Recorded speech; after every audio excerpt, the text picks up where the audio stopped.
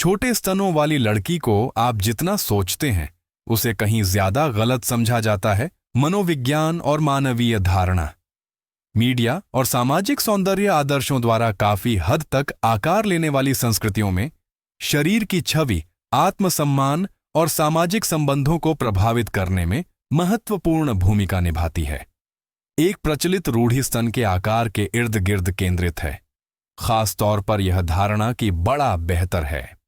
हालांकि मनोवैज्ञानिक अंतर्दृष्टि और व्यवहार संबंधी अध्ययनों से पता चलता है कि छोटे स्तनों वाली लड़कियों को अक्सर गलत समझा जाता है या अनदेखा किया जाता है, जबकि उनके पास अद्वितीय भावनात्मक, मनोवैज्ञानिक और सामाजिक अनुभव होते हैं जो इन संकीर्ण धारणाओं को चुनौती देते हैं। गलत समझे जाने और रूढ़िबद्ध होने की अधिक संभावना छोटे स्तनों वाली लड़कियों को अक्सर सामाजिक पूर्वाग्रहों का सामना करना पड़ता है, जिसमें यह गलत धारणा भी शामिल है कि वे कम आकर्षक या कम स्त्रैण हैं। इसे मनोविज्ञान में स्कीमा सिद्धांत द्वारा समझाया जा सकता है, जहां लोग सामाजिक मानदंडों के आधार पर मानसिक शॉर्टकट विकसित करते हैं। दुर्भाग्य से लोकप्रिय मीडिया में बड़े स्तनों के साथ वांछनीयता को जोड़ा जाता है, जिसके कारण जो लोग उस कथा में फिट नहीं होते हैं उन्हें कम आंका जाता है। भले ही सुंदरता अत्यधिक व्यक्तिपरक होती है और व्यक्ति से व्यक्ति में व्यापक रूप से भिन्न होती है।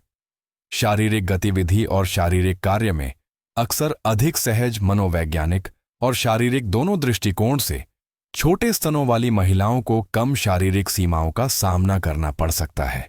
दौड़ना, योग का अभ्यास करना या खेलकूद में शामिल होना जैसी गतिविधियां अक्सर अधिक आरामदायक होती हैं, जिससे व्यक्ति के अपने शरीर के साथ अधिक सामंजस्यपूर्ण संबंध बन सकते हैं।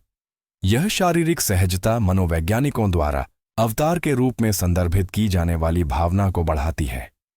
अपने शारीरिक स्व में पूरी तरह से मौजूद और सहज होने की भावना, जिससे शरीर के साथ अधिक समग्र संतुष्टि होती है। दिखावट से परे एक मजबूत पहचान विकसित कर सकता है।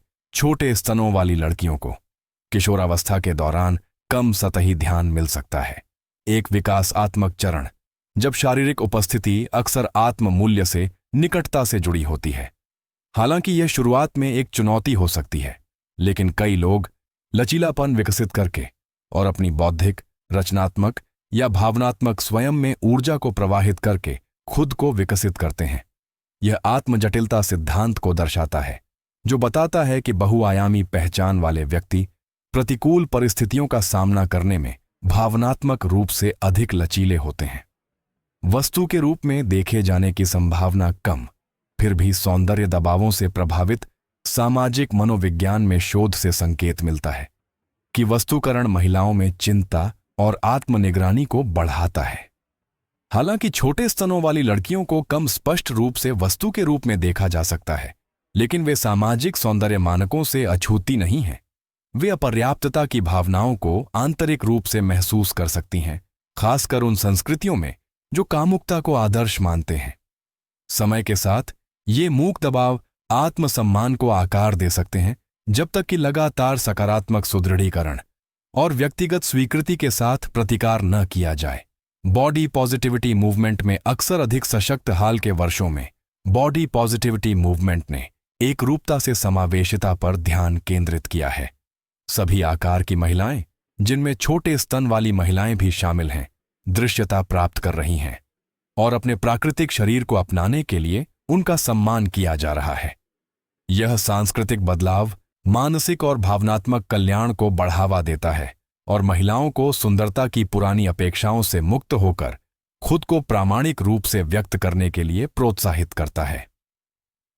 निष्कर्ष: छोटे स्तनों वाली लड़की सिर्फ अपनी शारीरिक बनावट से कहीं ज्यादा होती है। भावनात्मक लचीलेपन, बदलते सामाजिक गतिशीलता और आत्मस्वीकृति की यात्रा के माध्यम से गढ़ा गया उसका अनुभव दर्शाता है कि पहचान कितनी जटिल और गहरी परतों वाली होती है। इसे समझकर हम न केवल सहानुभूति का निर्माण करते हैं, बल्कि हम आत्मविश्वास को भी प्रोत्साहित करते हैं और सुंदरता और नारीत्व पर स्वस्थ, अधिक दयालु दृष्टिकोण को बढ़ावा देते हैं।